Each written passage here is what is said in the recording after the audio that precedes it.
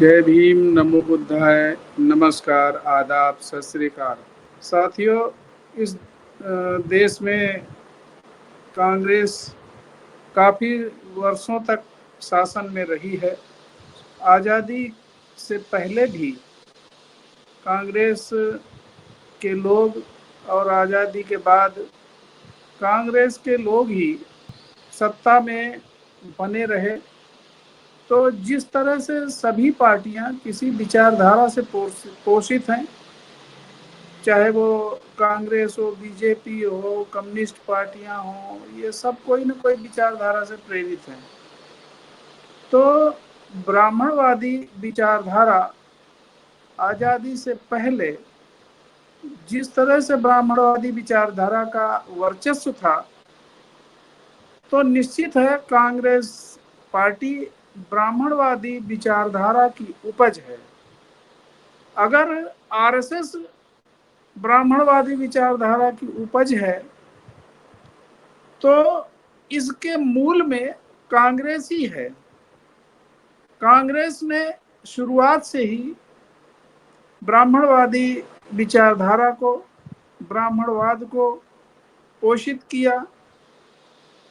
इसके शिकार, इस कांग्रेस की विचारधारा के शिकार स्वयं बाबा साहब थे।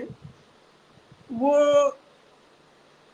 कदम कदम पे उन्हें आगे बढ़ने से या इस देश के वंचित समाज को उनके हक दिलाने के लिए रोका गया।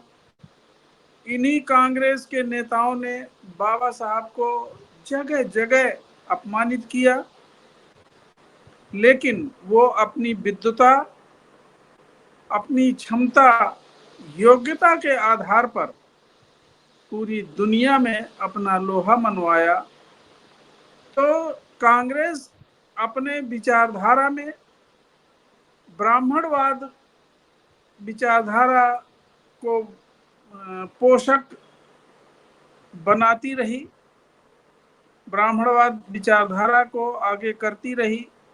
और इनके जो मुख्य मुख्य पदाधिकारी या अच्छे पदों पे या मुख्य पदों पे ब्राह्मण ही रहे। यहाँ तक कि जब किसी अन्य दल का भारत में शासन आया, या 2024 से पहले भी बीजेपी या उसके बाद बीजेपी का शासन आया, तो उसमें भी ब्राह्मणवाद हावी रहा। ब्राह्मण के लोग हर पदों पे उनका वर्चस्व बना रहा। तो आज वर्तमान में राहुल गांधी इसी ब्राह्मणवादी व्यवस्था की उपज हैं। इनके हाथ में राज सत्ता रही है। ये उसके युवराज बने रहे। 2024 के चुनाव से पहले ही इनमें एक युवराज होने की जो ललक है, सत्ता में बने रहने की, सत्ता में वर्चस्व की जो ललक है, वो शुरुआत से ही इनके लगता है कि इनके रग रग में भरी है। 2024 को चुनाव से पहले जो अकड़, जो इनमें वर्चस्व, जो अहम विद्यमान था, वो किसी से छुपा नहीं है। यहाँ तक कि बहुजन समाज पार्टी और बहन जी से समझौते के लिए, चुनावी समझौते के लिए कभी इन्होंने बात नहीं की और ना होने दी। अगर कुछ लोग अलायंस के लिए तैयार भी थे, तो राहुल गांधी ने अपने सत्ता के लोभ के कारण इसे बिल्कुल नकार दिया। आज वो 2024 के बाद विपक्ष के नेता हैं, लेकिन उनमें जो अकड़ है वो किसी प्रधानमंत्री से कम नहीं है, बल्कि कई मामलों में उनके बयानबाजी, उनकी बातों, उनके आचरण से लगता है कि वे अपने को आज भी इंडिया का सुपर नेता, पीएम से भी ऊपर अपने को मान रहे हैं। ऐसे ऐसे स्टेटमेंट, ऐसे ऐसी उनके बयान आ रहे हैं, यहाँ नहीं, चाहे अमेरिका में गए तो वहां भी इनके आचरण में कभी भी इस देश के वंचित समाज के लिए, बहुजन समाज के लिए, एससी एसटी ओबीसी माइनॉरिटीज के लिए कभी इनके पूरे ब्लड में कभी उनके हित में एक अंश भी हित की बात नहीं थी। वे जब भी इस वर्ग के हितों की बात की तो उसके पीछे कोई ना कोई षड्यंत्र था, सत्ता में बने रहने का षड्यंत्र था। 2024 के चुनाव में इतना बड़ा षड्यंत्र, संविधान की कॉपी और बाबा साहब की फोटो लेकर संविधान बचाओ और आरक्षण बचाओ जैसे षड्यंत्र के तहत इस वर्ग के लोगों को गुमराह करते रहे, और आज भी लोग समझ नहीं रहे और इनकी बातों पे गुमराह हो रहे हैं। इतना बड़ा षड्यंत्र और क्या हो सकता है एससी एसटी ओबीसी के लिए कि जब हम सत्ता में आएंगे, अमेरिका में जो उनका स्टेटमेंट है कि हम सत्ता में आएंगे तो आरक्षण खत्म कर देंगे। अब और क्या चाहिए, और इससे आगे क्या बोलेंगे? फिर भी वो आज सत्ता में नहीं है, लेकिन उनकी कोई बात सत्ता से अलग भी नहीं है। वो ऐसा व्यवहार कर रहे हैं, ऐसा आचरण कर रहे हैं कि लगता है कि वो सत्ता में है। तो इससे तो ये लगता है कि कांग्रेस और बीजेपी में कोई फर्क नहीं है। बीजेपी अगर संविधान के प्रति, आरक्षण के प्रति, एससी एसटी ओबीसी के प्रति कोई नीति बना रही है, कोई उसकी योजना है, स्वयं या अब तो सुप्रीम कोर्ट के माध्यम से, तो ऐसा तो यह सिद्ध होता है कि उसमें कांग्रेस का भी सहयोग है, कांग्रेस भी उसमें भागीदार है।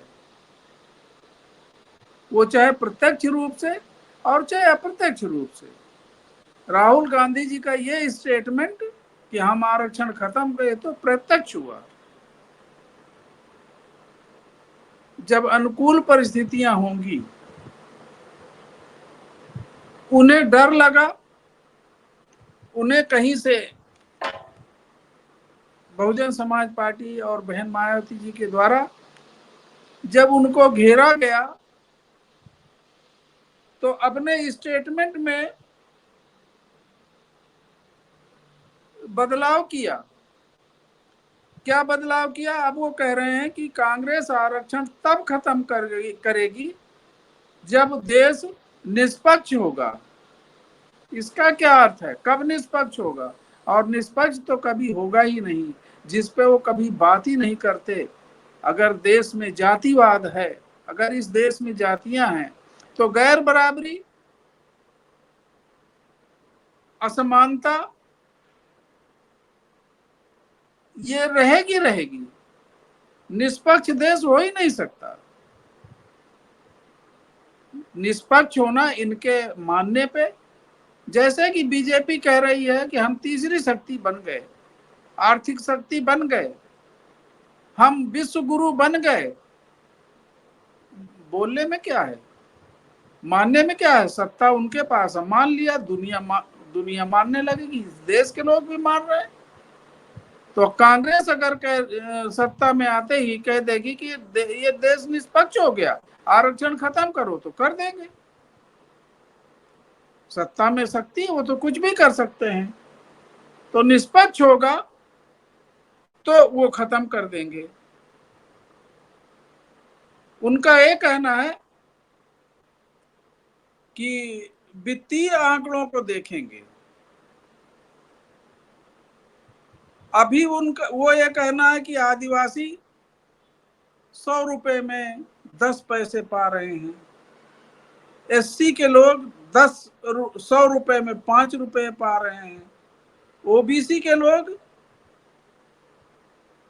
उनको भागीदारी नहीं मिल रही है।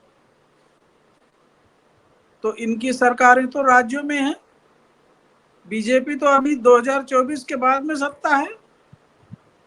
ये बात कांग्रेस को पहले नहीं पता थी क्या? या आज अगर पता है तो इनकी के स्टेट में तमाम जगह सरकारें चल रही है कांग्रेस की, वहां क्यों नहीं बदल रहे हैं? वहां क्यों नहीं ये आरक्षण 100% लागू कर दे रहे हैं? जिनको जितना आरक्षण है, जितनी जिसकी हिस्सेदारी है, कम से कम वो तो लागू करो। लेकिन ये सब षड्यंत्र है, ये सब धोखा है। इन्होंने क्या नहीं किया जब इनकी सरकार थी, जब ये पावर में थे, तो सपा के साथ मिलकर एससी एसटी का जो पदोन्नति में आरक्षण का बिल पास होने के लिए गया था सदन में, उसे पास नहीं होने दिया। कांग्रेस ने मिलकर पास नहीं होने दिया। आरक्षण की सीमा अगर 50% बढ़ाने की बात जब भी उठी है, इनकी तमाम सरकारें रही हैं राज्यों में, केंद्र में, आज भी कई के राज्यों में सरकार है, क्यों नहीं इस सीमा को बढ़ा देते हैं? अगर ये इतने बड़े हमदर्द हैं इन वर्गों के, तो ये वोट के स्वार्थ के लिए, एससी एसटी ओबीसी के कल्याण के लिए, उनकी भलाई के लिए बड़ा इनमें दर्द उमड़ रहा है। तो इस तरह के धोखेबाजी, इस तरह की सगुफेबाजी करके ये सत्ता में आना चाहते हैं। सत्ता में आने का षड्यंत्र है, छटपटा रहे हैं। और इस देश की जनता भी, मान्यवर काशीराम साहब ने कहा था कि people gets leadership what they deserve. उनको ऐसे चालबाज, ऐसे षड्यंत्रकारी, ऐसे धोखेबाज नेता भी मिल जाते हैं। साथियों, बहन जी, इस देश के बहुजन समाज के लिए इन सभी महानायकों ने अपना जीवन समर्पित किया। आज इस बहुजन मूवमेंट को आगे बढ़ाकर इस देश के वंचित समाज को, बहुजन समाज को हुक्मरान समाज बनाना चाहती हैं। उनका ये लक्ष्य है। उनमें किसी तरह का षड्यंत्र, किसी तरह की धोखेबाजी कहीं दिखती नहीं है, ना तो उनके आचरण में, ना उनके बयानों में। लोगों को एक विश्वास व्यक्त करते हुए, भरोसा जताते हुए, इन जितने भी इस तरह के नेता हैं, चाहे BJP, Congress, Samajwadi party, communist party, राष्ट्रीय जनता दल, तमाम इस तरह के जदयू और ये सब जो नेता हैं, ये केवल गुमराह करने के लिए, सत्ता में बने रहने के लिए, इनका कोई सैद्धांतिक, इनका कोई ऐसा मिशन समाज के हित के लिए बिल्कुल नहीं है। ये केवल सत्ता में बने रहने के लिए इस तरह के आश्वासन, इस तरह के षड्यंत्र रचते रहते हैं। कभी संविधान की कॉपी लेकर, कभी आरक्षण बचाने के लिए, कभी संविधान के बचाने के लिए, इस तरह के बयानबाजी, इससे होशियार रहना है। बहन जी लगातार अपने ट्वीट के माध्यम से सबको होशियार कर रही हैं, सजग कर रही हैं, जागरूक कर रही हैं। हर व्यक्ति को अब कम से कम 75 साल से अधिक आजादी के हो गए हैं, तो अब इनके झांसे में नहीं आना चाहिए। अब अपने हक और हुकूक के लिए बहन जी पर भरोसा करके, बहुजन मूवमेंट पे भरोसा करके, बहुजन समाज पार्टी पे भरोसा करके और एकजुट होकर इनसे मुकाबला करना है। जय भीम, नमो बुद्धाय। अगर आपने अभी तक हमारा चैनल सब्सक्राइब नहीं किया है तो सब्सक्राइब करें और घंटी का बटन बिल्कुल भी दबाना ना भूलें ताकि सभी लेटेस्ट खबरें पहुंच सकें आप पे सबसे पहले।